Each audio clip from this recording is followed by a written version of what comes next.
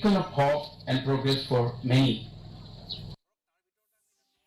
The Office of the Superintendent of Police, led by OC Joy PSS Manar, in collaboration with the Mitru Community Social Welfare Association, organized an awareness program on drug abuse and illicit trafficking at Yeo Thamme La Thalabo, Joy.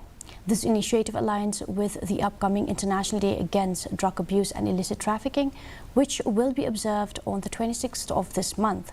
During the event, he emphasized the negative impact of drugs on society and individuals in his opening speech. Wadabun ki kena kendro kena kelur kiyong i kudengan anu drop. Mereka kaman ngaki ko utipi kaman wa ini kecing ilang perlok kiyong ki nene de kecing ya lai perlok kiyong ki wa ki wadi nene ya ki wa ya mat anu drop.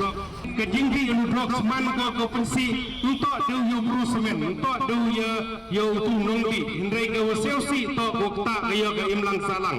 Mkwa i wa to ke state kiyong i nene ke district kiyong i ko ku kecing di drop.